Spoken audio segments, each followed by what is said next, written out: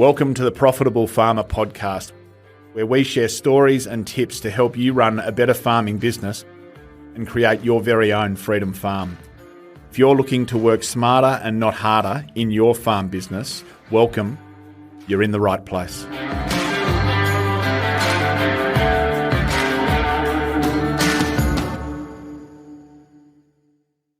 G'day everyone and welcome to the Profitable Farmer podcast. It's not Jeremy Hutchings here, it's Dave Westbrook today. So for absolute good reason, Hutch is having a little bit of a break and off the back of a retreat that we actually did with our Platinum members a couple of weeks ago with 15 of our Platinum members and three incredible legends that I will bring to you on this podcast that have joined me for this podcast today. Cannot wait to rip in, and it really ties well off the last few podcasts that we've done, that Hutch has done with around resilience and everything, and obviously what's happening in the world and Australia and farming at the moment with the floods and whatnot. It's quite challenging. So such an exciting opportunity to bring these guys to you, which I'll introduce in a minute. But for those of you that do know me, you understand that my values sit way beyond business success. It's about true wealth is about the inner success, the inner hero that we all have inside of us. And at the end of the day, our farming business is a tool to give us the life that we really, really want. And myself and the FOA team really encourage all of our members of our programs to have a growth mindset. So really hope you enjoy this podcast and be really open to some of the learnings. These three guys I'm about to introduce you to have experienced incredible things over their journey through life, and all they do now is want to give back and share that. So without further ado, we've got Mark Tiger Kluwer. How are you, Mark? Yeah, I'm good, mate. That is good, mate. Mate. You're based down in Elevator Springs, which is what, hour and a half west of Melbourne? Yeah, northwest of Melbourne, mate. Hour and a half northwest, between like Bendigo and Ballarat. We're actually really in Hepburn Springs, but that's the name of the property, Elevated Springs. Yep, beautiful. And we were down there. We'll come to that shortly. We were down there a couple of weeks ago. Kane Johnson, you're up in Brunswick Heads. How are you, mate? Welcome to the podcast. Yeah, thanks for having us, mate. Very excited, especially after spending that time last weekend. But yeah, I'm up in Brunswick Heads, originally Melbourne, but moved up here 4 years ago and pretty close to Trev now, so we get to hang out and, have some fun times and chats and all those types of things. So excited to have a chat today as well. Awesome. Thank you, mate. I should have framed up too with Mark. Mark was a plumber, a tradie, a builder in Melbourne. And now mongrel plumber, son. Mongrel plumber. and now runs retreats and is all about helping others, Kane. And today's not about your credentials. You guys have got some massive credentials, but it's not about what you did. It's about who you guys are. And that's what I really want to tap into. And that's what farming's not about what you do. It's not about how big you are, how good you are. It's about who you are as a person.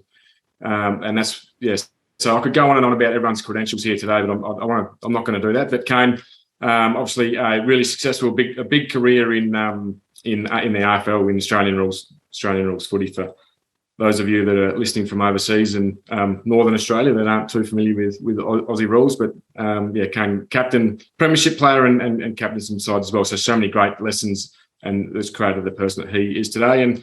And Trevor Hendy, how are you, mate? Good, thanks, Dave. Good to see you again, mate. Last time I think we saw you were rushing to the airport right at the finish of our session, and you made it by the skin of your teeth. So it's good to see you, mate. We did. Went from a very long, relaxing hot tub and some slower vibes into a quick get to the airport, but a bit of breathing got us through it. So no, it's all good. You're up on the Goldie, and a world-class athlete in the Ironman. So those of you that have been watching the Ironman like I did growing up back in the 90s, I think I was, Trev, and just had an amazing career as an Ironman. And a couple of other things, Baywatch, met some superstars around the world, and I'll let you open that up a little bit later on if you want. But clearly a highlight of my career being Baywatch. So, I think I was in the 60s, wasn't it, that I raced, something like that? It seems like so long ago, mate. But the racing in the ocean taught me to actually, you can't fight. You're not in your own lane, and it's all about just shutting everything else out and going as fast as you can. You have to actually get out of your lane to get around the waves and over. And so I had a fascinating and wonderful sporting career that taught me how to let go of control. To get control of the things you could, but let go of control of the things you couldn't. And that sort of rocketed me into some really cool work later and having some amazing mates. I love these two boys. I'd do anything for them. And, and that's off the back of all the things we've done together over a long period of time. And, what you learn from sport and life, and eventually you realise what's most important. And it is, certainly at the male level, in a lot of ways, it's actually all about mateship. It's about connection and being on a journey with some mates that say, no, I'm here for the best parts of you to come out, not to cover them up because we're, a bit vulnerable or a bit scared of it. But this is cool to be with you, mate, and the two lads, because I think together the four of us had a pretty cool time at that retreat.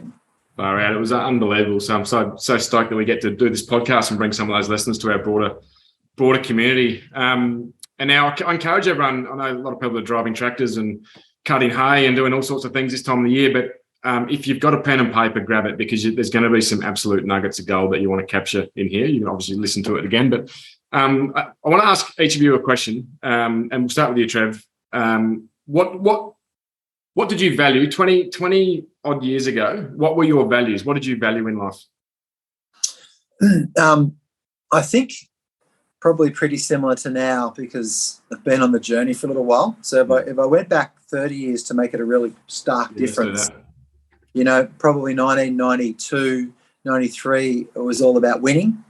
I had a sort of subliminal subconscious mindset that if I win, I'll get the spoils. I'll get everything I need.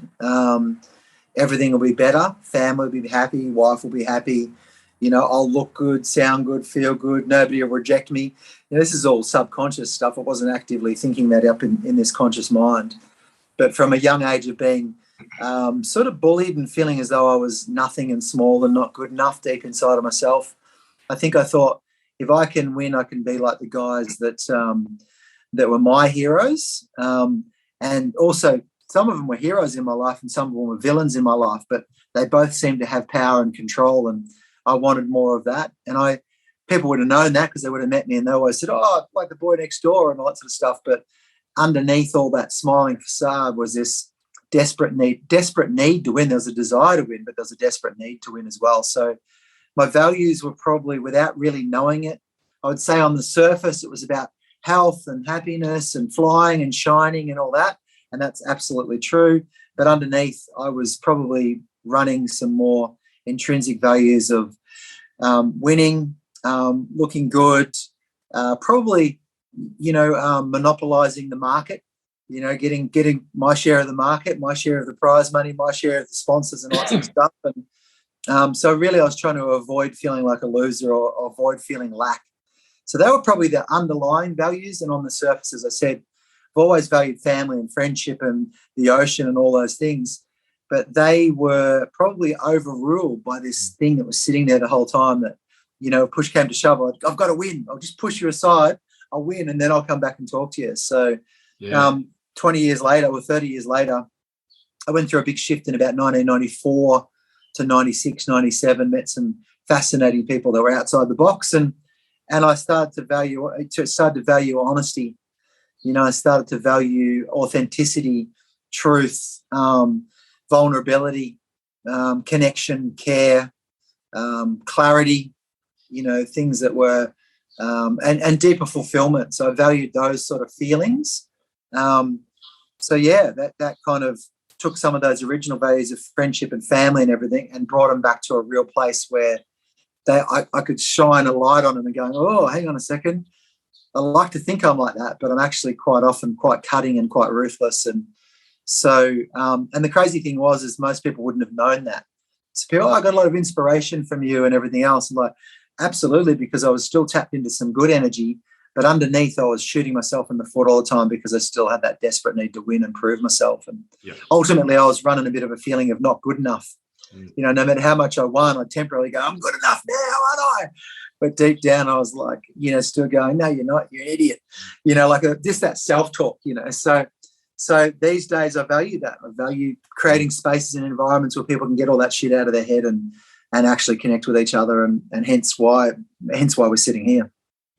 Yeah, absolutely. Far out. There was some absolute gold in there, and to be a world champion and still not feel good enough is an incredible thing. And I think some of that stuff, like what you said about the water, like you value water and being in the ocean, the environment that your career was in, the beaches, the water, the people, an incredible environment, but you pretty much forgot about that because you were so focused on winning. And I think farming is the same. We farm in nature. We're with the dirt, the bugs, the animals, the ecosystem, the trees, the creeks, everything. That environment that we farm in, day out, we actually forget to connect with that because we're so busy about being a successful farmer and getting money in the bank. Not all of us, but a lot of us. I'll say some of that really quickly. I think what happened was my connection to the water and my love of the ocean and flying across it and through it, and my love of mateship and all that kept me alive. So it kept feeding the spirit, but at the same time, this fear and insecurity kept feeding the darkness. So it was kind of like, it wasn't one or the other. Both things were happening. I was on this journey and battle. And the days that the darkness won were the days that I ended up in, marriage breakup and financial, bankruptcy and things like that I went through. And the darkness won. That old saying that lose the battle but win the war? The darkness won in those moments, but actually really showed me what I needed to see. So I could win the war against my own head, my own little demons, so to speak. And then eventually just be in the water now and absolutely sit in the water and feel like I'm actually swimming in it. I'm not like trying to fly across it. I'm like, I'm right there with it. And so it's created a real sense of joy in my life because I'm not going anywhere to escape. I'm not trying to escape anymore, So the water was beautiful and it was perfect and it kept me alive, but it was my escape. But now it's not my escape. It's just part of one of the joys that I do. So it's changing, and it's a good analogy for the farming as well because us three boys, we like to go into nature to retreat. But for the guy that's there, tending to the crops and doing whatever else they're doing, it's literally can end up being this nightmare that they're dealing with from day to day. So that battle of the light and the dark is playing out. But a bit of conscious conversation, a bit of breath, and a bit of appreciation for what we got, and we can let go of some of that. Absolutely. And we saw that tenfold in the retreat that we did the other day, the couple of days that we spent together with 15 of our platinum members. There was so much of that gold come up, those breakthroughs come up because of the hard times that we've had. Yeah. Thanks, mate. Mark, hey, 20 or 30 years ago when you were plumbing Melbourne, and it's probably a bit of a hard question. I've just realised now that we actually were unconscious to what we actually valued probably 20 or 30 years ago. We didn't even know what values were. We just went about life unconsciously to a degree and just got our hands dirty. So, Mark, where were you sort of 20 or 30 years ago and what were you chasing? What were you valuing in life?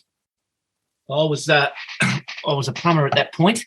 I hadn't yet started my building career with my brother, but I was, I could always see, as a plumber, I wanted to build this kind of empire, and have plenty of fellas working for me, plenty of money, drive whatever car I chose. And I was really focused on that. And I was trained all through my life and thought I was looking after my body, but I was really yang, and push, and striving for that. And then you'd see some mates at trade school, and it was always big noting, all the bullshit, like that front cover and back cover stuff that Trev so eloquently spoke about on the retreat, and that's what it was about. That was it, Don't show your emotions. If you're getting if you're struggling with work or whatever, you can't talk to anyone because it's a sign of weakness, and so I went through that for quite a while, obviously, because I was 30, I'm 56 now, so I was 30 odd then, and that was the start beginning. I remember we took on this really big job up in the Gambia, and it was make or break. It nearly put us to the wall, but I wanted the kudos of these big jobs we were building, all that kind of fake stuff, all the accolades and all that. I was chasing for that, for validation. Am I good enough? And that was really what it was about, just building that, and then, in 2016, I had this experience, which I spoke about, the retreat, and it changed my life, just sitting there, with a group of people and being vulnerable and laying down, breathing and never doing any of this kind of stuff. And it changed my life. you know, and you know, after that weekend, just the relief that I had, you know, to feel totally vulnerable with a group of people and be accepted, and I realised to be your authentic self, and that's where the nuggets are, mate. Is when you can truly realise that you can be yourself, and not you know, be judged for being authentic, you know, and that's what changed my life, you know, to the point now, you know, yeah. So, and we'll dive into a little bit more about that throughout the podcast. But what is it like? It was the Wim Hof come to Melbourne, and you ended up luckily you knew that you needed to do it for some reason. All the tickets were sold out. By chance, you ended up with a ticket. You rocked up. You got there. Had a profound impact, as you said, on your life. What was it? Is it like what I found the other day is that doing something like this gives us permission to be ourselves. We don't get permission while we're out on the farm, or there's no one else validating that we can actually be ourselves. We think we've got to be someone else that we're not.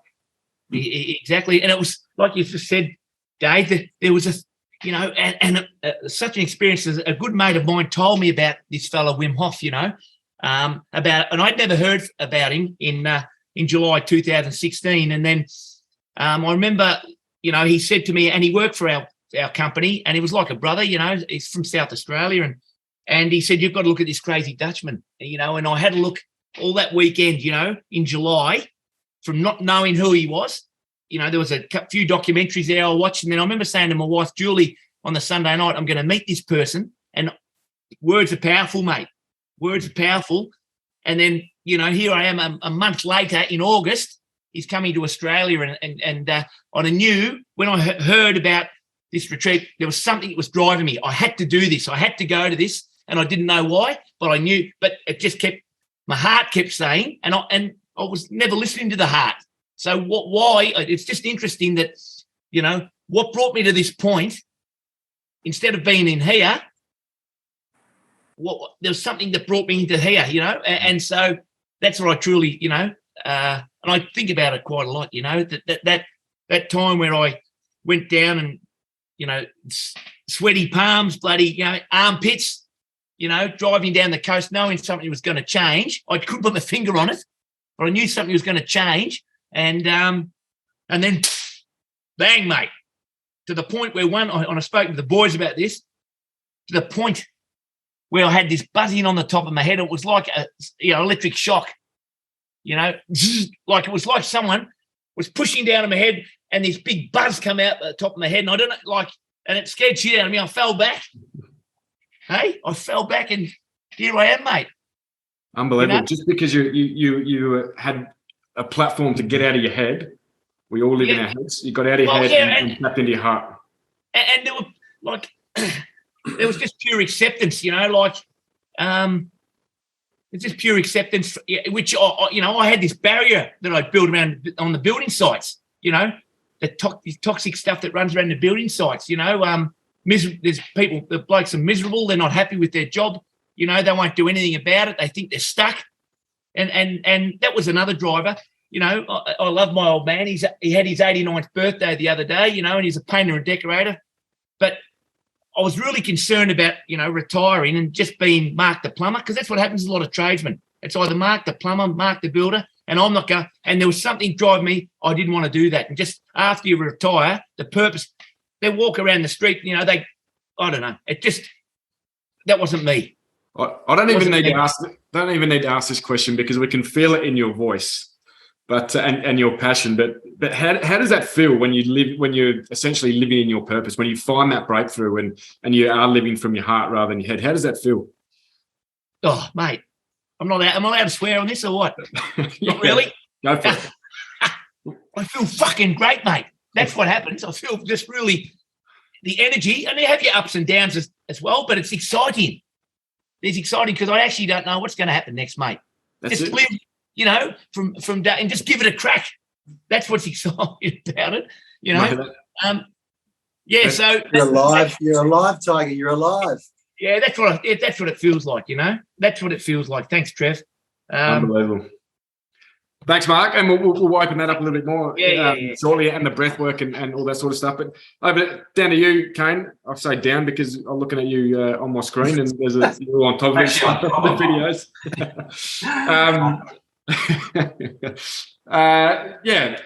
AFL, the Aussie rules footy. It's an incredible game, and to be at your absolute performance best takes a lot of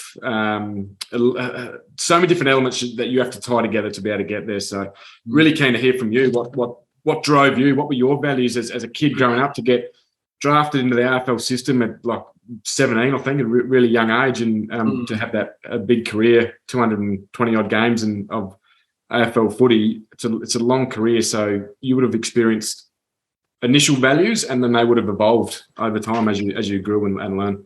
Yeah.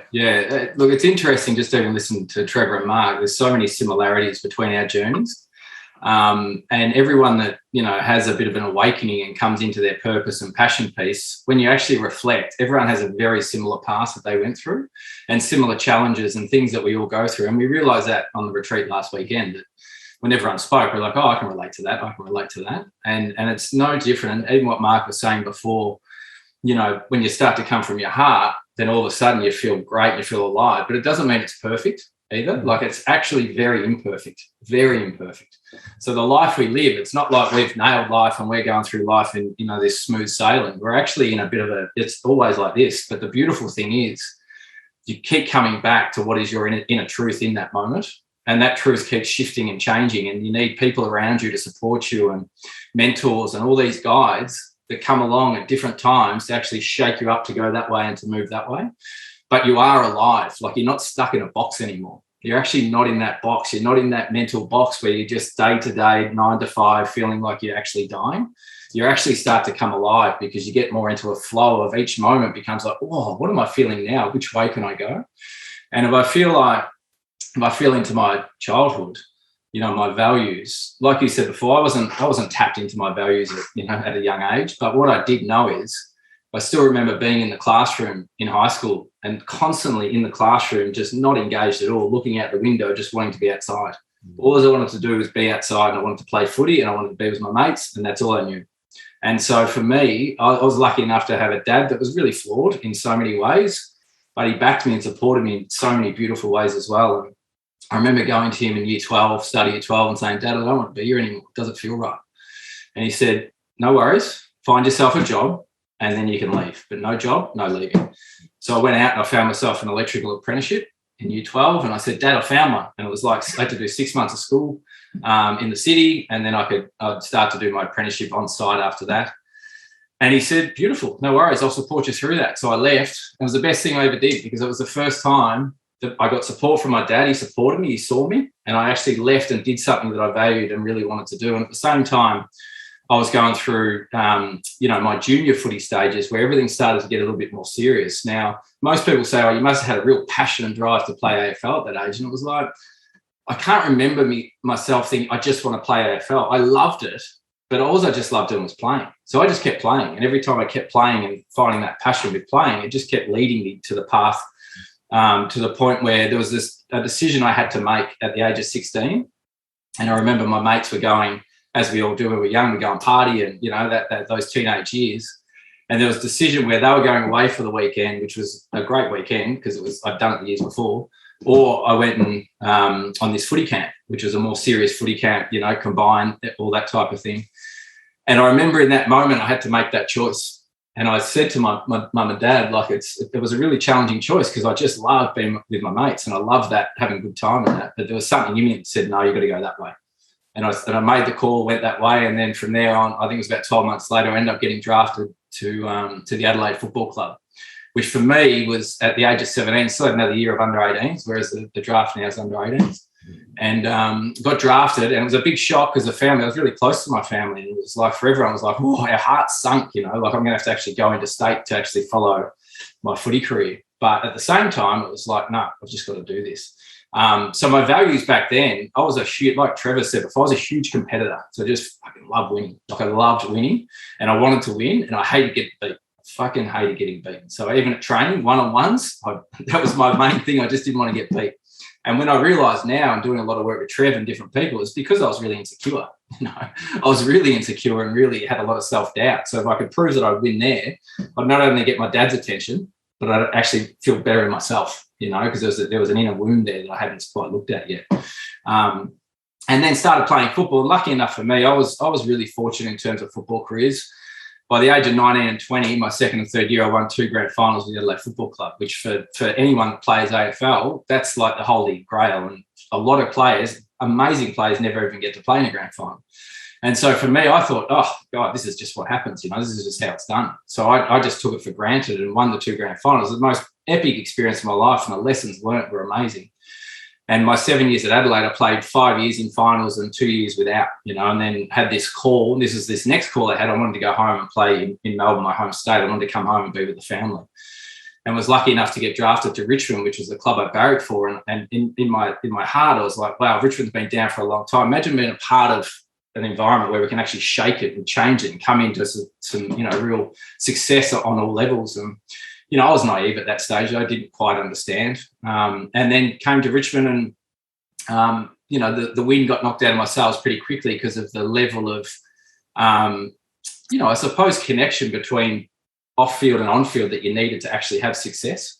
And ended up being captain for 4 years, which, turned me into, mentors came in, like Trevor said, and I started to get a whole new perspective on what it was to not only lead myself out of the eye, it's just about me. And then I had to look at, I've got all these other people to look after, and that's where that started to come in, where I had to start educating myself and mentally shift into a place where I could see outside of myself. So it wasn't just this internal, I've got to get things done. It's like, I've got to get things done, but also be there for others. And there was such a journey on that. We didn't win many games. We, my careers were in 2 halves. I had 7 years at Adelaide, successful, really unsuccessful at Richmond in terms of wins and losses. But if I had to say where I learned all my lessons was in the hardest times, in the dark night of the souls, where we were losing all the time, and, having to shift my perspective constantly to try and not only move myself through the situation, but move a team and, all the rest of the people around me through those situations as well. So that was great learnings. And like Mark said before and Trevor said, I probably didn't have the biggest, learning sort of tap on the head, as Mark said, until I went to China following football. And I had a mate that was dying of cancer at that time. It was about 12 months after I retired. And he just wanted to go somewhere and learn how to train his mind to get through what he was going through, which was terminal. And he probably wasn't going to make it, but in his mind he was. And so we went to China and trained with the monks over there, which is the Shaolin monks. So you can live on campus and live and breathe like a monk. And it wasn't until we got there that I learned. I thought football and AFL was high performance. This was a whole other level of performance. Like, I've never seen anything like this, And the big difference was they learned how to use this before they used anything else. And their values, like you said before, their wealth, their whole wealth is nothing to do with external. It's all to do with their internal health and well-being and how they feel and what they're doing each day, perfecting their kick, perfecting, what they do, which is their craft, which is being a Shaolin monk, So, the first day there, I just got this same thing as Mark had, but when I was doing Qigong, I just had this energy go through my body that just literally woke me up into a whole new way of being. I've never felt relaxation and clarity like I did in that moment. And this voice came through me and said, this is what you've got to do moving forward. And I knew that was my next passion. And I didn't want to do anything that wasn't going to be passionate. I was so passionate about football, and I wanted to find that next passion. It was in that moment that passion kicked in, and that sort of led me to where I am now, and meeting these beautiful gentlemen that we get to share amazing experiences with and learn and grow and have fun. And part of our values of what we want to bring to people is, being real and honest and open and have fun and bring some life back into life. So yeah, that is absolutely incredible. And I was just going to say something quickly, Dave, that what's funny is that I've just recognized something that I hadn't realized between the three of us before that worked together, and that is my big shift. I was sitting in a process and a conversation with someone else, and I was talking about basically then I end up releasing this idea that winning would solve all my problems. And as I released this idea, which obviously had so much attached to it, I had a whole another version of myself attached to this idea that the winner gets the spoil, gets the girls, gets the decisions, whatever it is. And I literally remember releasing this thing, and the guy that was running the seminar at the front of the room we're all sitting in this, sitting in one-on-one talking to each other. And he said, "Oh, Trevor got it." And as he said it, because I went, and it literally, I just heard what the boys both said. I felt this thing come off the top of my head. Literally, like, it was like the cap, like that old Reach toothbrush with the flip top head, that advertisement. I felt like the top flipped off. All this energy was pouring out of my head, like literally escaping from me. All this trapped. It's like, and I'm going like this. And he said, "Just go." And he came over to me. Sounds a little bit like Tiger. He came over to me. He said, "Just go for it, son. Like this, just let it go."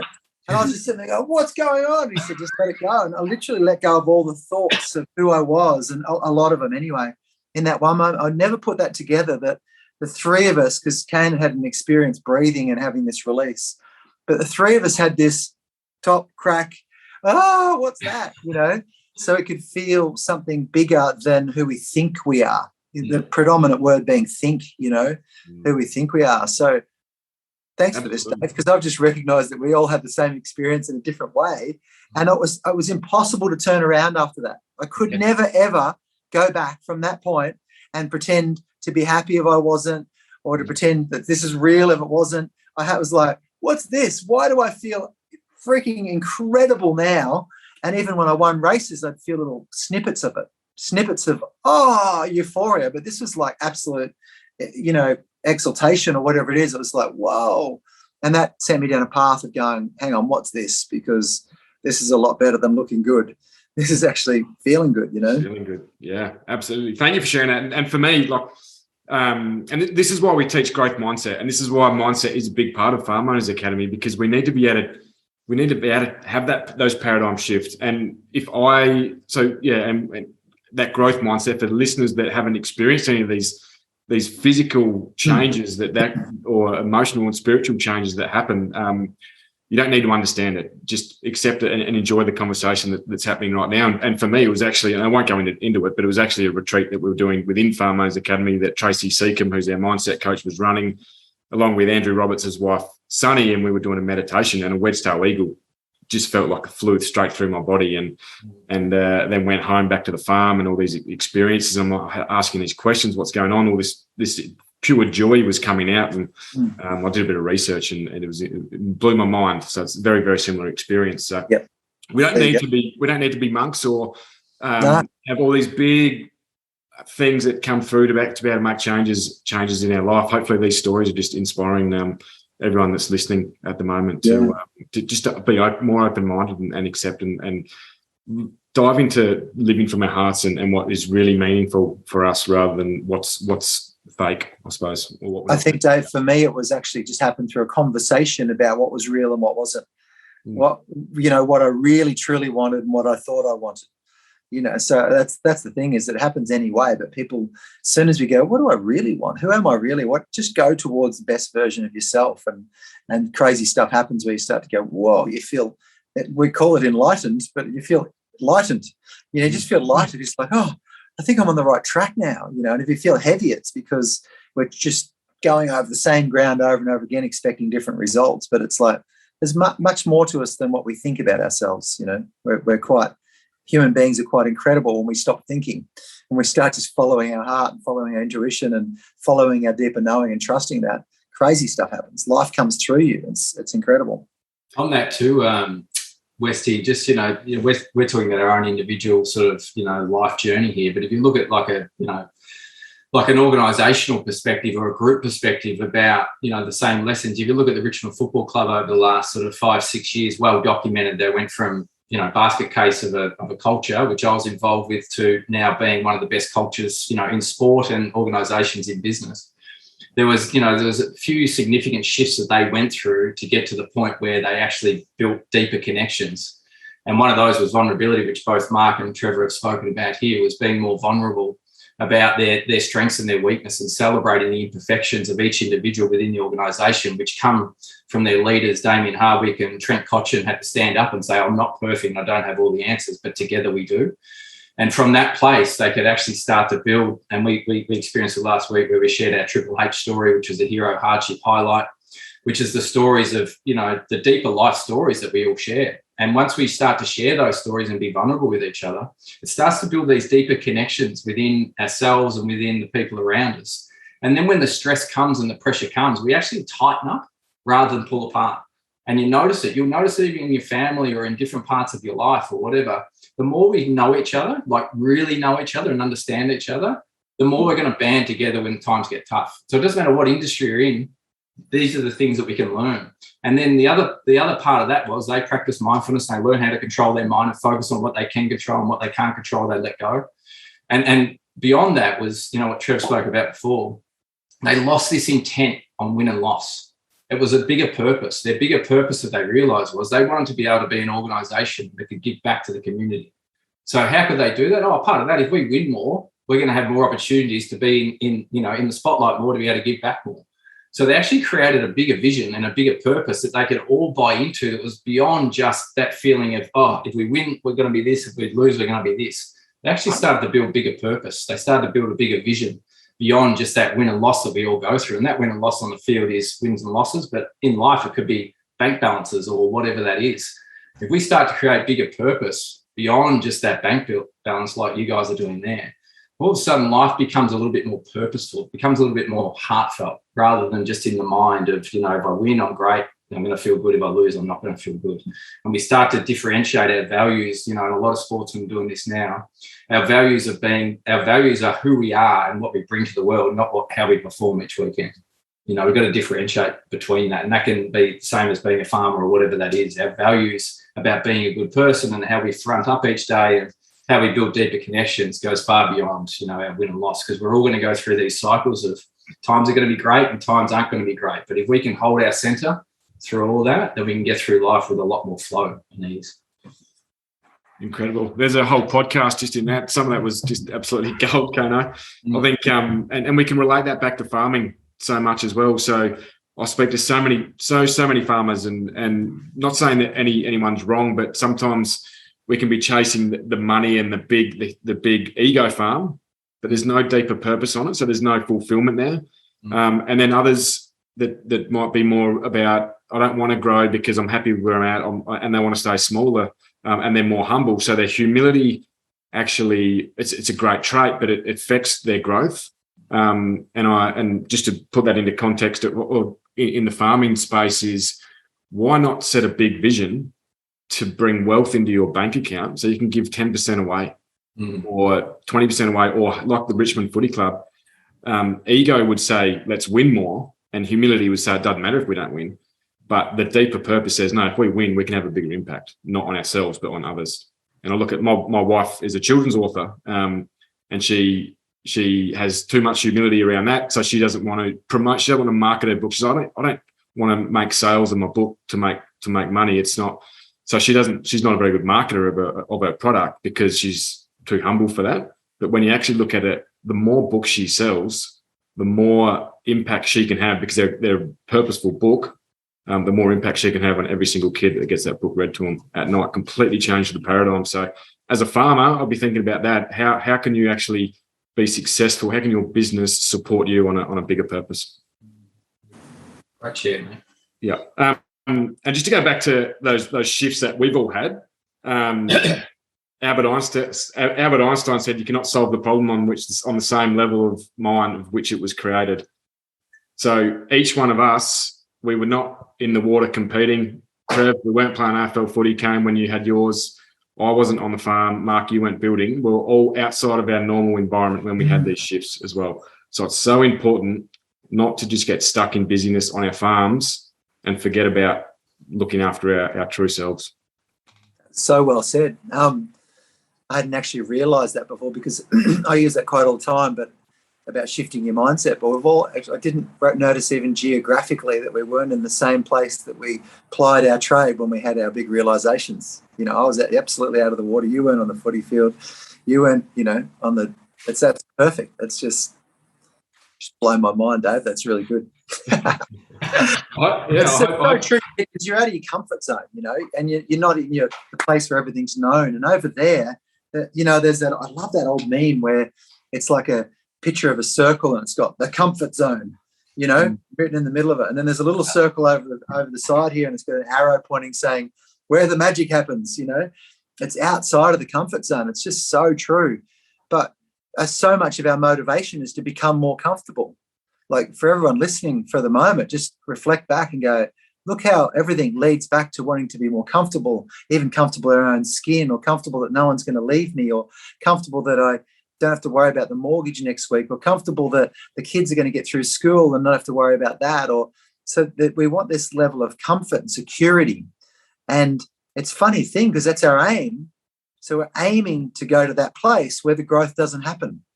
So we actually get growth from where we're not comfortable. And Kane does a really good talk around this, that stress, for example, is one of the great elements of growth. You can't grow without stress. So we say stress is the issue. No, stress is not the issue.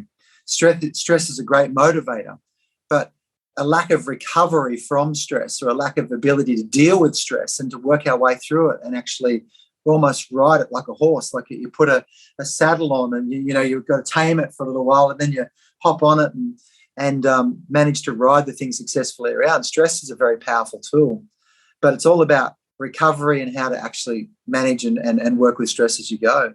Because ultimately the crazy opposite is all our intentions are to get comfortable. Yet we can't get comfortable without growth, and we can't get growth without being uncomfortable. So it's just quite this crazy sort of dichotomy that we have to deal with and understand and go, so I just have to be aware of where I'm in the process. Today I'm comfortable as a result of all the great work that I've done. Tomorrow I might invite myself to be uncomfortable rather than wait till someone comes and knocks on the door and says, get off the couch, arsehole, your crops are burning down, or whatever it is, like stay on just and ride right through the middle where we go in and out of comfort, but because we know we're growing. And ultimately, through growth, we realize we have more certainty, connection, clarity, better relationships, and more comfort. Just on that, Trev, as well, like, people listening might think, to get out of my comfort zone, I have to go on this big retreat and go through this experience or whatever. But there's so many things you can do day to day that can take you out of your comfort zone. Like, even for someone that's very introverted, coming out of the comfort zone would actually be, more extroverted through the day and say hello to people and actually instigate conversations. Like, that's taking you out of your comfort zone to shift that perspective or that inner sort of wiring that we've got, because we've got to keep changing the wiring, because our wiring, within our brains and our mindsets, they can be very fixed unless we shift them. So day to day, what can we do? Like, even shifting your diet. Some of us have never shifted your diet your whole life. But even having a shift in your diet and trying something different, maybe taking out gluten or taking out dairy, or actually, no, not dairy on this podcast. It's a lot of fun. Or gluten. Gluten, sorry, boys. Just try it. Just try it for a little bit. That's all good, though. Shut up, Kane. Wow. But just having juices, adding juices into your diet, or anything that's different that changes the dynamic within your mind and body, is something that can take you out of your comfort zone and starts to shift you. And those little shifts start to build on each other. And what we always say is always just think about one small shift I can make each day.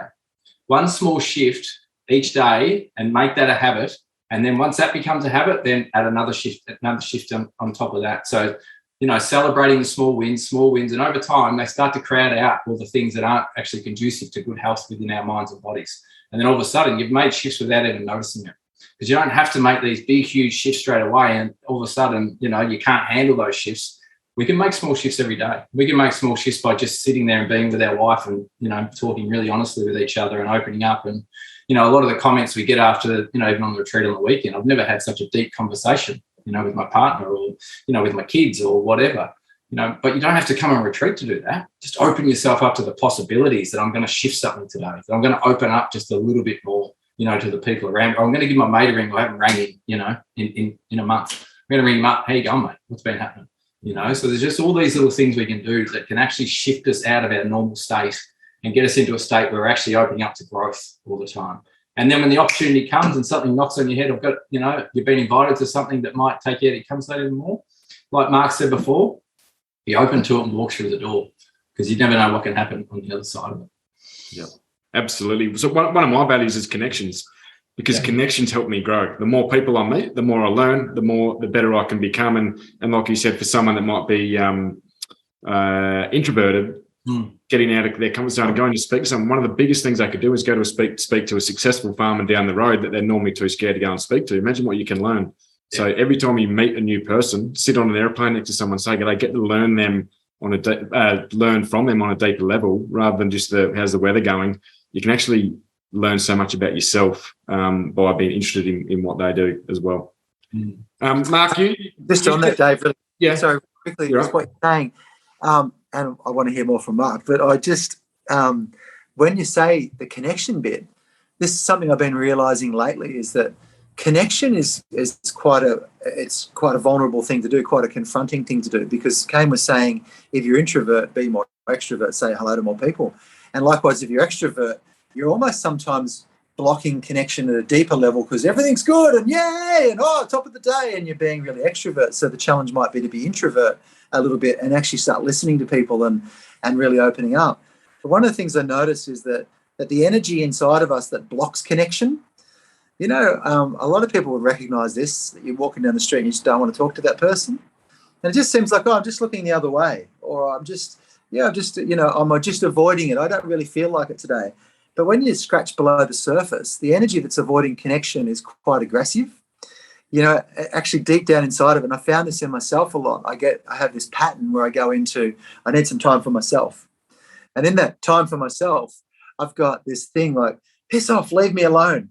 Like it's aggressively the opposite of connection. It's like, get out of my face, leave me alone, don't touch me, don't come anywhere near me. And I think that's often the trait for a lot of people that feel they're carrying a lot of responsibility, is that we find ways to disconnect, and that's quite active, whether it's through drinking or, just withdrawing ourselves or just watching movies where we just go to sleep to, whatever it might be.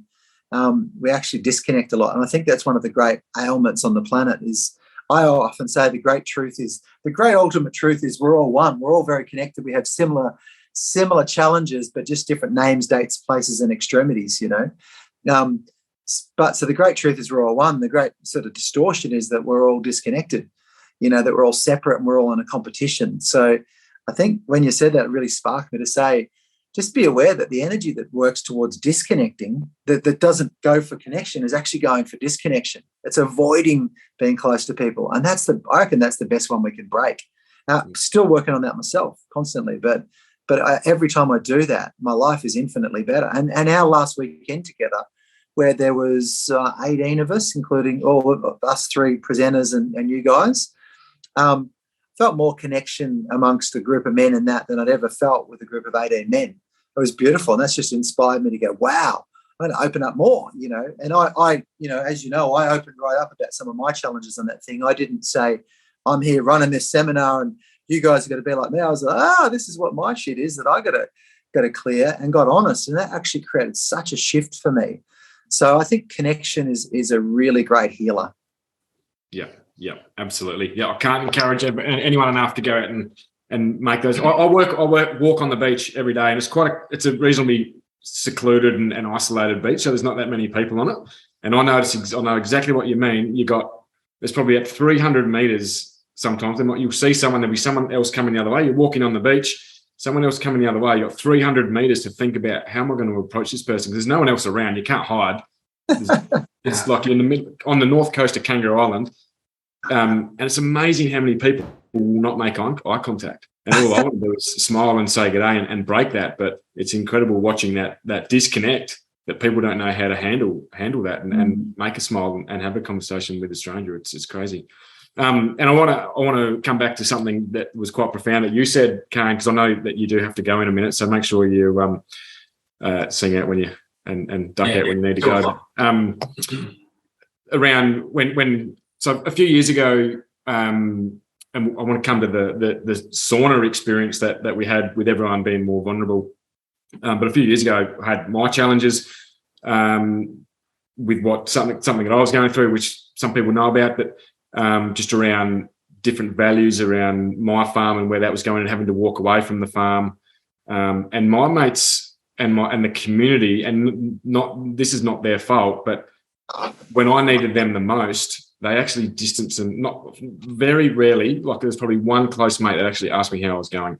Everyone else didn't know how to handle the situation, so they actually reverted back. I think vulnerability and building that deeper connection, actually knowing how to go and approach someone and have those meaningful conversations. And the experience that we had was in the sauna. So that the hero, the hardship, and the highlight actually gave us the platform to open up. And instead of actually someone saying something quite big and dramatic, instead of us going, oh, too much, we actually just wanted to come in and give them a big hug and talk through it. So we all just put that into context. We sat in, Mark's handcrafted this incredible stone sauna down on his property at Elevated Springs, and there's 17 of us. We all sat in there. 17, 18, we sat in there. We all had a little log we sat on, and we all probably spent an hour or two just opening up about some of the hardships that we had. And people felt like they actually really expressed themselves. And now this group of guys, and this was a men's retreat. We're actually running a women's retreat soon, and then we're going to do a women's and men's mixed retreat as well. But this specific men's retreat, it allowed us to now move forward with a great connection and be able to rock up to our next event. And the conversation we've still got going on WhatsApp is around the floods and all this other stuff that's happening now. There's a genuine care for each other, and we all need that. We all need someone like that in life. And I know Hutch and Maria talked about it on the last podcast around having those people in our lives is so important. That was an hour in his Sweat Lodge. We lost 1 kilo of tears and about 3 kilos of sweat. We all came out way lighter. That's it. Open the door and all the fluid just poured out. Yeah. Tiger's nailed that property. It's look at him. You can just tell that he's. I want to dive into that. Tiger, Mark, you said something very profound, and this is vulnerability. So, and one of the guys that was there mentioned how much of an impact this comment had on him. But you said, and like I said, it's a men's retreat. You said, we all call ourselves men, and to be a man requires strength and courage. And the biggest strength and courage we can have is to be our true self. So whether a woman or a man, our true strength is to have the courage to be our true self. It was an amazing comment. So do you want to just elaborate a little bit around what you've done down at Elevated Springs, why you've done it, what you do, what the retreats are about? Yeah, well, coming back again to that life-changing experience for me in 2016, after crying nonstop at every breathing session, just clearing all this stuff that I thought I dealt with, because I had in the filing cabinet, and I thought I dealt with it because that's how you deal with things. Put it deep in the filing cabinet, lock the key, and the Coke bottle blew off, mate. And I had this moment of clarity midway through this retreat. I was tired, I was worn out, but just this clarity, and inner peace. And I said to a mate of mine, I said, Geordie, I know what I'm going to do, mate. I'm going to open a retreat space in nature and just let people come and be themselves. No judgment. Nature's a teacher. And what I learned about the cold that weekend, jumping into my first ice bath ever, we had 250 bags of ice there, and there's like an ice mountain in the middle. We had to tunnel in there, but just the clarity and what I felt with that, I thought, yeah, this is what I'm going to do. And so then I came back and said to Julie, I've got to move. And there was always fear around, am I going to make the right decision? And about selling our house, we were comfortable in Alphington, which is near Northcote, which is, it's on the north side of the city, quite close to the city. So we were comfortable there, but I'd been toying with this idea of selling that place for a few years, but there was fear around, losing money and not being able to, we've made a mistake, we need to get back in there, so there was all this fear based around it. But what happened, and when I came back, I had the support of the community. There was a number of people that went to that event from the gym I went to, and then there was this support, and I realised I went through a rite of passage there, and I felt supported, with this group of, well, these were men, but even the gym community, they actually got around me, and as well, and I felt this has got to be right, I really feel this, I'm clear, and then 2 years after that 2016 retreat, we finally sold the house. Well, it's about a year after that, but then we found this land, and then I just started to, and I could see everything. Because what had happened when I originally bought the property, well, we bought the property, Julie and I, she wouldn't talk to me. 2 years. It was pretty intense, mate. And so I'd come up here and sit on a number of the hills and just look. And I could see where the shed was going. I could see it all. I could see people coming. I could see, because at that time, I started to listen to Joe Dispenza, and we had trouble at the first point selling the house. It didn't sell it the first time. And I had a deep conversation with a fellow, in 2017, why it wasn't selling, Thanks, boys. I'm going to jump off, but great chatting and look forward to chatting again soon, eh? Good on you, Kane. Thanks. Thanks, mate. See you, mate. Thanks, mate. Give me a chain of thought. Joe Dispenza. That, mate. Sorry. You're with Joe Dispenza of not selling your house. What's that? You were struggling to sell your house in Melbourne. Oh, yeah. So, still lost the train of thought. So Julie wouldn't. She wasn't in. It was my story, and so then I'd come up here and I'd see everything, and I was so clear with it. I still lost my train of thought, mate. Sorry. That's okay. You're telling us also, mate, you're listening to Joe Dispenza. That's correct. So, Thanks, Trev. Yeah, so that's right. So we hadn't sold the house because it was a bit of a one-off kind of thing, pretty quirky stone and all this materials that I like, bridge timbers and all that kind of stuff, recycled materials.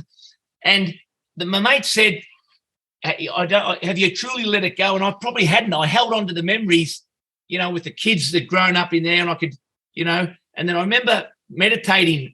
Everyone would go to bed, and I'd be up there listening to Joe Dispenza. And then I remember the next day, The next day, Julie gone to work, the girls had gone to uni or wherever it was, and I went to each bedroom of the house, and I sat there, and I could hear the conversations of my daughters when they were young, playing with their friends in the street, and I could feel all this stuff happening. And I had tears, and I started to let it go. And I let it go, and I thanked the house, and I thanked this. And I was grateful that someone else is going to have the opportunity to be in this space, And then guess what happened? The next day, sold it, mate. She was gone, mate. Unreal.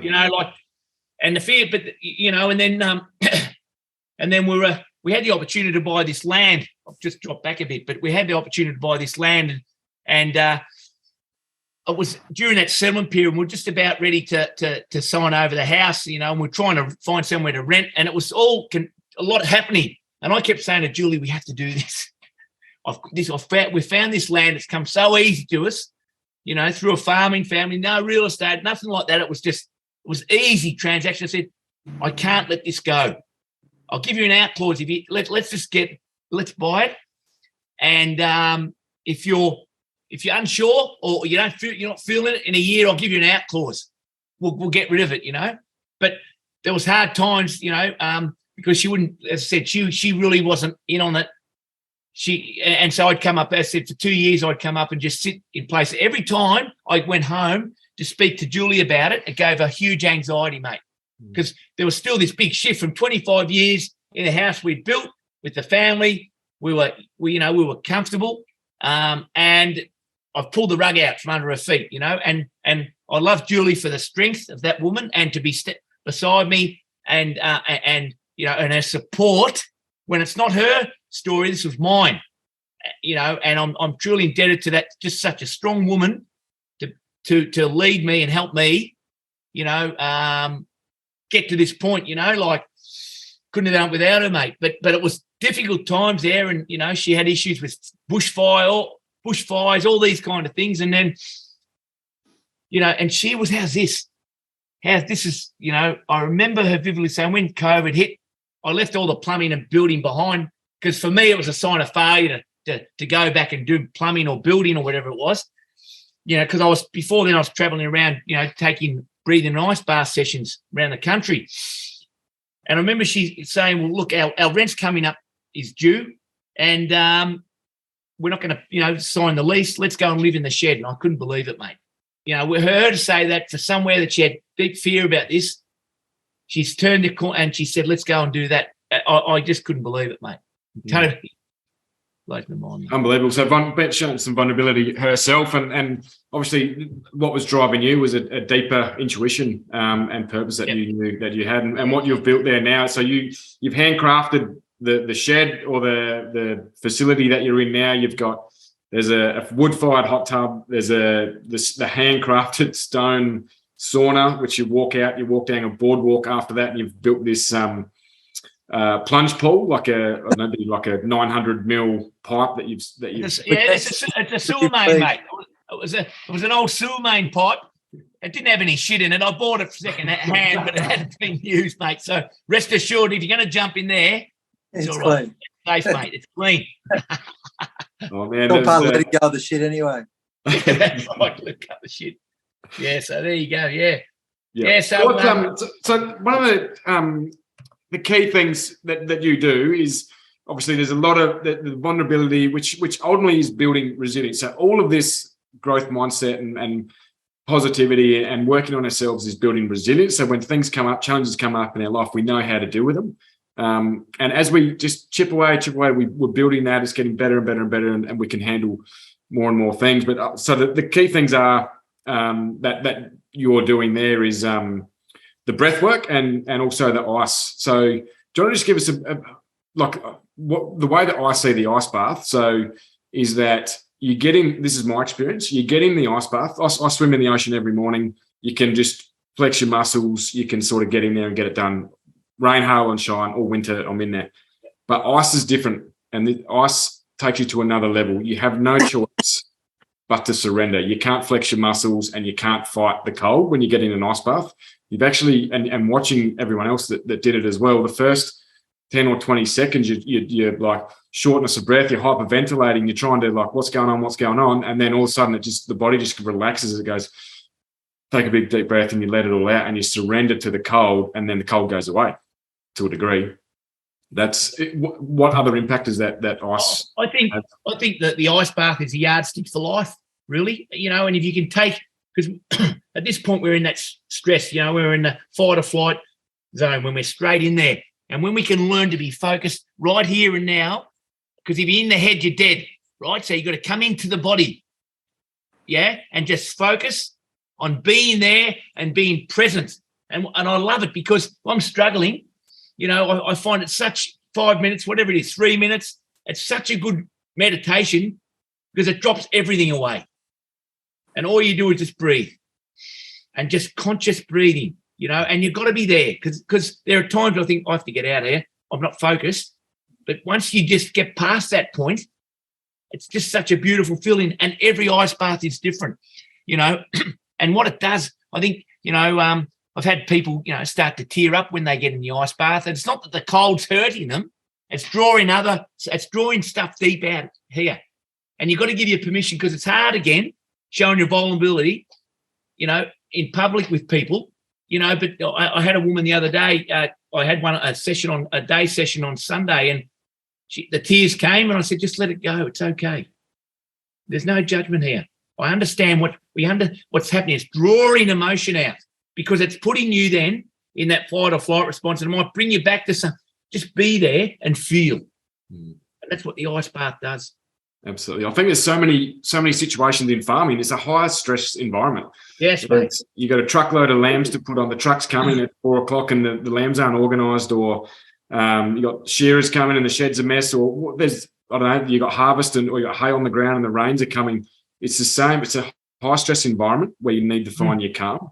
So I actually challenge any of our listeners to do an ice bath, and you actually get what we mean, and you'll be able to use that as a tool, not the ice bath, but you'll be able to use the calming effect and the resilience of that in everyday life. So like when you get in the ice and you've got to find that calmness in a high stress environment, it's no different to being out on the farm in a high stress environment. If we're in a high stress environment all the time, we just burn ourselves out and we can't think clearly. We're half the operator and the business person that we need to be, whether it's the bills adding up, whatever it might be. It's such a great tool to understand the concept of this to be able to use in everyday life. Like you said, it's the yardstick. There's a physiological shift there too, and that is that this vagus nerve that sits in the middle, that switches us in from the sympathetic nervous system, which is the fight or flight when we're in stress, or the parasympathetic nervous system, which is the rest and recovery. It's called rest and recovery, or rest and repair, or rest and digest, or rest and restore. People call it different things, but it's rest and all those different things. And so literally, even when that happens, we get out of the amygdala portion of the brain into the prefrontal cortex. We stop producing cortisol and adrenaline, and we start producing serotonin, oxytocin, other things that just bring us right into this restoration process. And for a lot of people that haven't been in it for a long, long time, so they're chronically stuck in fight or flight. I'm laying there thinking about it. I wake up in the middle of the night thinking about it. So what the ice bath does is it consciously puts you into it. And then you have to breathe your way through it. When you breathe your way through it, you've brought consciousness into the activity of being in fight or flight. Because a lot of people go, I'm getting out, or they push through it. You can't really push through it. You just got to stay, and you breathe. And then all of a sudden it just goes away. So what that actually does is it activates your rest and digest, the parasympathetic nervous system. So it switches you out. And for people that have been chronically in it for a long time, at subtle levels rather than extreme levels of what it was designed for, is getting away from saber-toothed tigers while we change caves or whatever in our ancient physiology. But now it's activated from our emails, from are the kids healthy? Oh, my parents are now getting well. Are the sheep ready? We're very rarely in this moment. We're always, our mind's got us worrying about this and that. And the previous time this happened, I felt like this. And then, so there's all these looming disasters and deadlines that are being met or not being met or potentially won't be met. And it keeps us in this activated, heightened state that was designed for survival. But we're staying in it for hours, sometimes days, sometimes weeks, months, or even years. So this is a really extreme but conscious way of learning how to breathe and then jumping in and going, bringing yourself through it. And now I've actually switched on this capacity that my body has. What's this I'm feeling? Why am I feeling this all of a sudden? Why do I feel so good? And the parasympathetic's activated. We've got serotonin and oxytocin being produced in some cases. And that oxytocin is the one that's produced in mother's milk. So the baby's like, so we literally go into a healing phase. So we go from stress to healing from going into this stressful environment, but we do it consciously and we decide to do it. So we embrace it as something good for me. And so I know Wim had always said that ice is your friend, the cold is your friend, but and Mark just said before, it's such a great reflector or indicator of where you're at in your life. Because if you hop in and you can straight in, you know that you're in that position in life where you can breathe yourself into the parasympathetic at any moment. But if you hop in and go, you've been stuck in that fight or flight for a little while. So it's a very, very powerful tool. But at the end of the day, it's a tool that's designed to help you tap into something that you already have. You have this ability. This is a superpower that you have, but it's long been forgotten and not been utilized. So everything we do is actually about, you got all the answers and all the tools you need. We're just going to poke you and prod you in the right way so you discover them. You should walk out knowing you're fantastic, you're magical, you're capable, or at least, all right, I can find my way through this, rather than, I don't know where it's going to come from next. The money, the energy, the answers, whatever it is, it comes because I've found myself, and that's what we're doing. We're tapping into what you already have. We're not inventing something new. Yeah, incredibly well said, Trev. Absolutely. Now, I want to just quickly tap into the breathing, just mindful of time, and then there's an activity. I'm a big believer of action.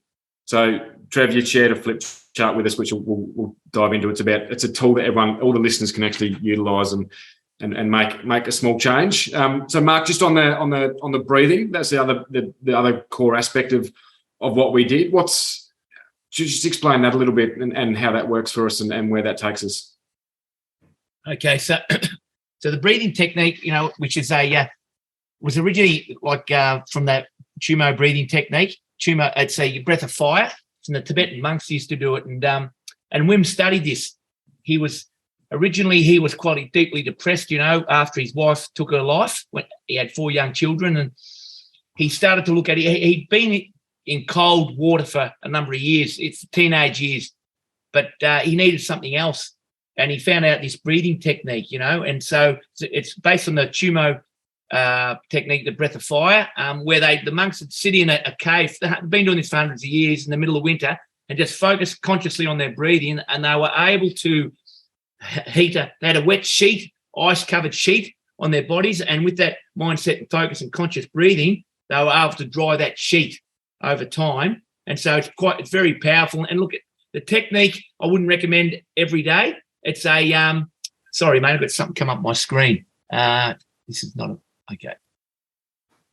Sorry, mate. Right over your head, something came up on my wife. Probably better for you now, is it? And so what this breathing technique does, I wouldn't recommend this every day. We did it as a group once a week, a group of friends. It's really powerful, but it's an over breathing technique. It's controlled hyperventilation. And what we're going when we're laying down, as you know, we're going from one form to another, because for years, that it's always been thought that our autonomic nervous system, is innate, and that we can't influence our autonomic nervous system. And what Trev just said earlier about the ice bath, well, we are influencing our autonomic nervous system because we're going into the rest state after we go through that sympathetic nervous system. When we jump in, we fight it, and then we get that in a peace and that breathing, we access, the rest and digest response, which is part of the autonomic nervous system. And same with the breathing. They found that we're going from one to the other. So when we're breathing in and out,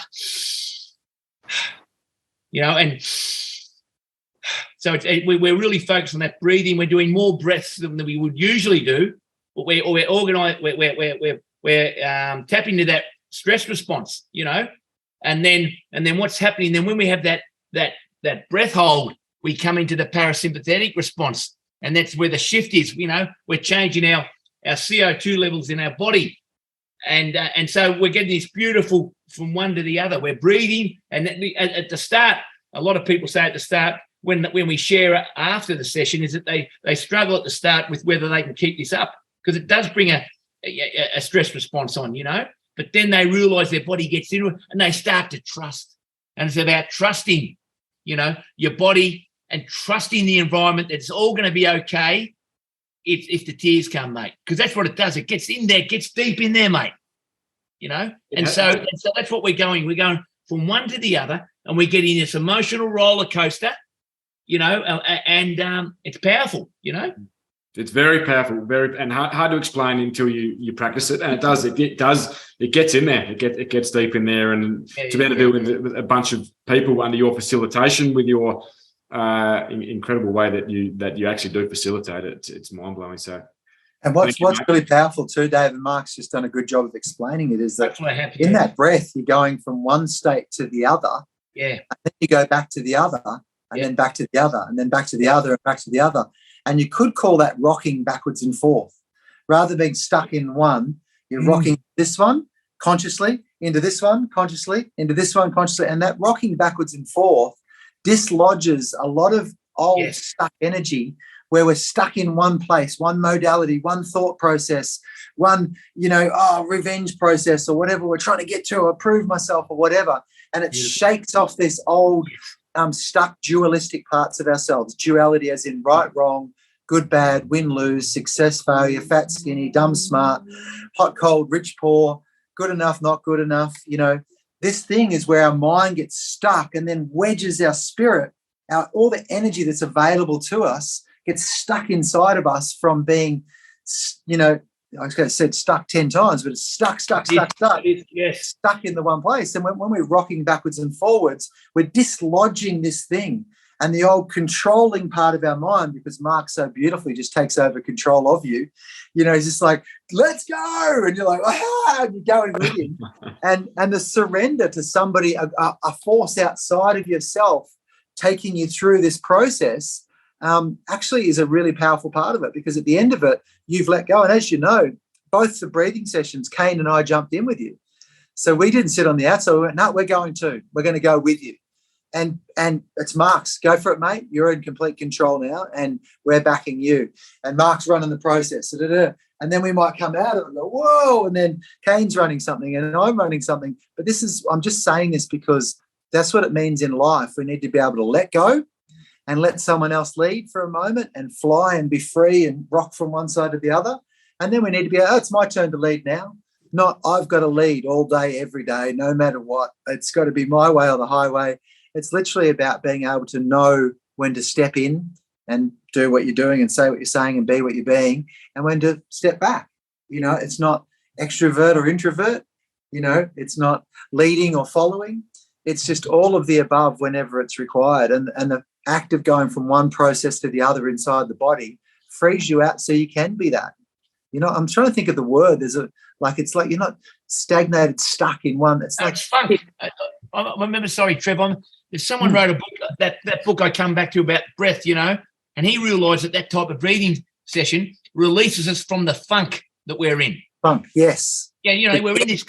We're in this. We can be stagnant, and by doing, Trevor, it's beautiful how you said that. The shaking from that's what it is. We're shaking the bottle. We're shaking the Coke bottle, mate. We're doing and it shifts something.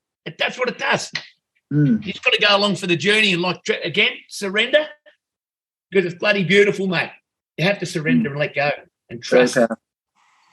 Yeah, absolutely. No, thank you so much, guys. And so just in finishing, as far as a bit of an action and activity from here, one of the things that we did, we partnered up and we made a bit of a declaration. And Trevor, I'm not sure how well you remember that slide, and the questions that you ask, if you want to run through that. And I'd love all the listeners to actually participate in this. And it's around that making a decision. What do you need to let go of? Blah, blah. If you want to join on that and facilitate that and get the listeners to write this down and work through this in their own time. It's actually one you can do on your own. It's a pretty good one. Some of the process we like to keep in-house because it's like, don't mess with it on your own. But this one's pretty good. And it comes from a whole lot of seminar work that I did a long, long time ago, and it was the most profound stuff that I'd ever done. And through the process of them doing these seminars, they were looking at how can we be so aware and we're so conscious and we're so capable, yet we still feel stuck. We know what we need to do, but we're not doing it. And so they came up with this process. The leader of the organisation came up with this process, and it's pretty simple. So hats off to him, firstly, but it's pretty simple, and he doesn't mind remaining nameless. But it's pretty simple. That first is this mimics what actually happens in nature if this truly happens, and that is number one is make a decision on something you would like to change. So if everyone could just have a bit of a think about that now, or maybe just walk through. If everyone can write it down and then go in their own time and put some thought into it and actually work. Write it down. Number one is make a decision on something you would like to change. So as people are writing that down, they might start to think about, okay, it's good to start with something small, something, small to medium, not like, I'm going to, do something massive. It's usually good to get a bit of a win around this process first, but make a decision on something you would like to change. And the clear thing in that statement is words are very powerful. So make a decision. So you've got to make that decision. Decision's there, but you've got to make it. Make the decision on something you would like to change. So something you would like to change. So it's a very, very clear thing. And in itself, it's a very powerful statement. Make a decision on something you would like to change. Decide, I'm going to change this. I'm going to do that. I'm going to lose weight. I'm going to get healthy. I'm going to drop this anger issue that I've got. I'm going to buy that other farm. I'm going to, rekindle my relationship with my partner. I'm going to rekindle my relationship with my kids. I'm going to live with more joy and celebrate the moment. Would it make a decision on something you'd like to change?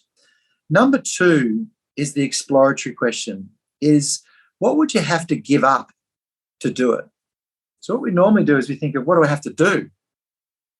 But if we just do something to go towards it and we haven't given up what kept us in that place of not having that thing, firstly, we haven't shifted the mind. Remember Albert Einstein, you cannot solve a problem on the same level of mind it was created. So if we've got a situation that we want to change, well, our thinking has led to that situation. So we're going to have to give up some thinking, some beliefs, some actions, maybe a few behaviours. So let's say it was get healthy. What would you have to give up to do it? I'd have to give up that last hour of work that I always squeeze in and probably go for a walk or a swim or go to the gym or go play touch footy with the crew or whatever it is. Okay. Anything else you'd have to give up to do it? And you need to go through the list. Yeah, okay. And your mind starts peeling back layers. Oh, I'd have to give up sleeping in, till 6. I'd have to give up that 45 minutes in the morning to get up and do that, maybe. All right, what else would I have to give up? I have to give up these excuses that I keep making and blaming my bad back or blaming something else. So I'd have to give up my justifications or my excuses or my reasons or my story. What else would you have to give up?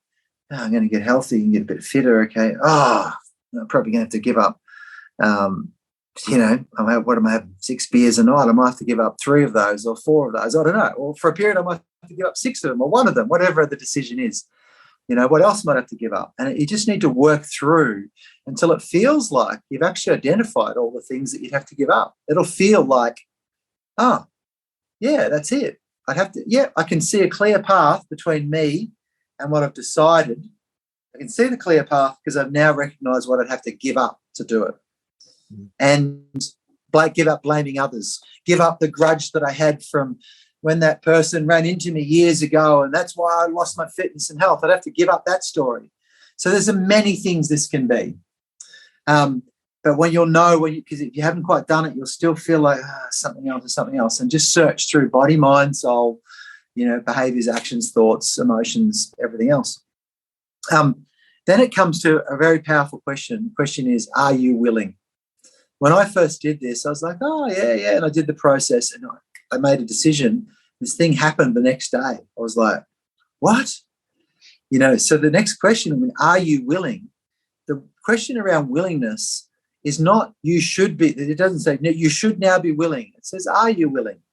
And your answer to that will give you your indication whether it's going to work or not. It's not good or bad, right or wrong. It's just the truth. And so I told a story about somebody that came to a seminar I was on, and she told the story about make a decision on something you'd like to change. I want to give up smoking. What would you have to give up to do that? Or I'd have to give up loving the taste of it. I'd have to give up going and buying the packs. I'd have to give up, lunchtime when I go down to the tea room or, to the little room out in the balcony and we all talk with each other and we gossip and everything. I have to give up that gossip session on the balcony. I have to give up when I get at home at night, going out on the front lawn, and just before I go to bed, I go out in the balcony there and I have a smoke. I have to give up that. And, it's my stress-free time and da-da-da-da-da. And then she went through all the things you had to give up, and the person sitting opposite said, are you willing? And she went, hell no. You're kidding? That's my only peaceful time. It's the only time I ever get for myself, and I get to meet my friends and talk to my friends. And so her answer was no.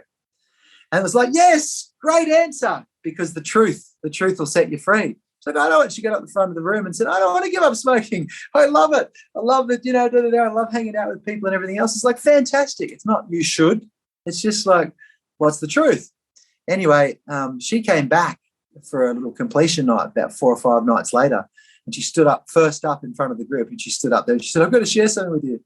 She said, on Sunday night, I went home after the seminar. She said, I picked up the first cigarette and tasted it and went, oh my God, what is that?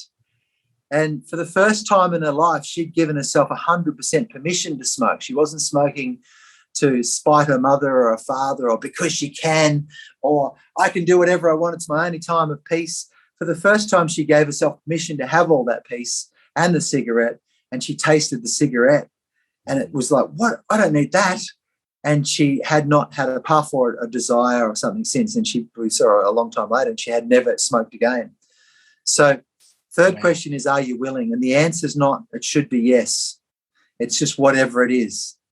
If the answer is no, rejoice in the fact that you've actually just worked out that, that's why it's never changed, because I'm not actually willing. I don't want it in my spirit. I haven't decided yet.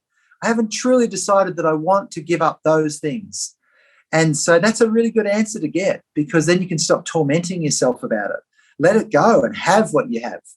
And then you might say, I'll start with something smaller, but you can work your way through the process. It really opens up, okay, what is the real thing I want to change? It's not smoking. For her, it was the time I want time for myself. Why do I need time for myself? Because I'm too busy, or I'm always in burnout mode, or whatever it is. So there's probably something else that comes up, especially if we say no, explore what is it that I actually really want to change then. Yeah, and deeper down, you might have said that what she really wanted to do is back herself, So she decided to smoke. She said, not smoke, don't smoke, like to really support and back herself might have been in there too. But ultimately something shifted and let go, and she was free. She could smoke or not smoke. And then when she went to smoke, she was like, oh, hang on, I don't want this, So as soon as she had choice, it became clearer what the ideal choice was for her. And rather than tormenting herself, it was actually, she was able to do it. So she had 2 wins. She had the win of backing herself, and then she had the win of going, now I don't need to smoke because I can back myself in better ways. But so if the answer is, are you willing? If the answer is yes, then the final question is, what would you have to do to get it? Or what would you have to do it? So now you list, all right, so you've listed what you have to stop doing and let go of. Now you list what you have to do, and you can feel it. I have to do that. I have to ring so-and-so straight away and book him in for a walk with me in the morning. I have to, and you just go into action. So it's make that decision and then do that now. Go into action. But you've cleared out this path of should and shouldn't. And that's the key part. Are you willing? Will let you know whether you're in the shoulds or shouldn'ts.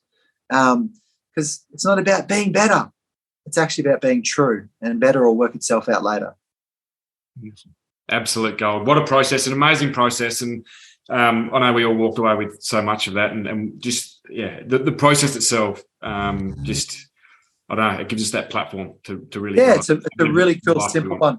And you can run something through it whenever you want to change something. And it becomes a really powerful little tool. What do I have to give up? I have to give up this, that. Then you feel clear and you go, am I willing? You go, yes, I am. Right, what do I have to do? It can be really quick. Once you've done it a couple of times, it's a really cool thing. Tools are great. Tools are really good things because we need a helpful hand to get closer to, I know you mentioned, probably the final thing for me, I know you mentioned resilience way earlier. And I was thinking about resilience the other day, and our spirit is hugely resilient, but our personality is quite often quite unsure or quite rigid. So the person we think we are is nowhere near as resilient as the spirit that we are, even if we have a resilient personality, and a lot of us do. Our spirit has way more resilience than that. So when we bump into that thing that we can't handle, our spirit can handle it. And there's an old saying, the universe doesn't give you something you can't handle, and it doesn't give you something without hiding a solution within it. So the answers are there, but ultimately things happen, shit happens in life to give us an opportunity to find another level of resilience that we didn't know we had.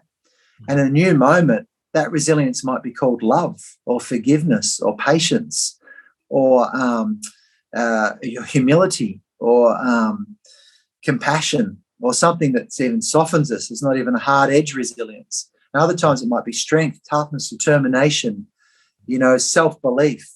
But the universe gives us problems that are actually that are opportunities in disguise, So resilience comes from knowing your spirit's already got this, but you're going to go through a process of working out how, because I can't see it right now. I want to run, jump, give up, run away, leave, leave the job, leave the wife or the husband, or leave the whatever it is that's creating stress. It's like, no, stay and stand and face it and stare it in the eyes and work out what part of this is for you, so you can stay or go, but you're free.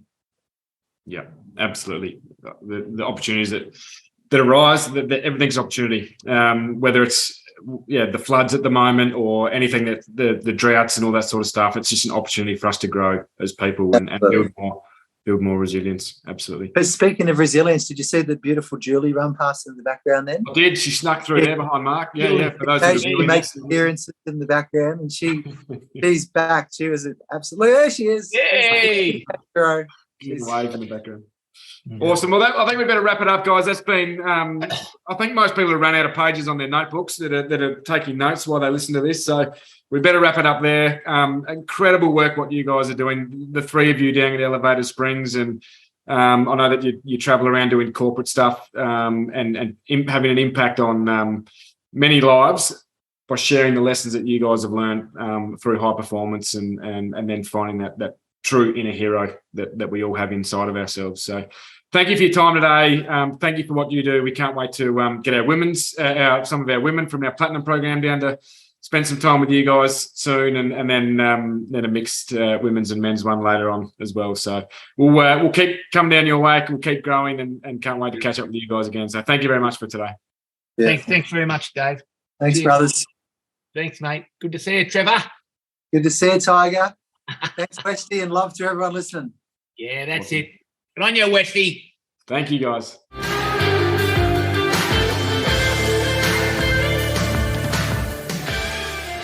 Thanks for listening to another episode of the Profitable Farmer podcast by Farm Owners Academy. If you're new to this show, be sure to follow us. If you've been a long-time listener, let your friends know about us or come continue the conversation in the Profitable Farmer Facebook group. All the best as you grow your business and create your freedom farm. Until next time, keep being incredible.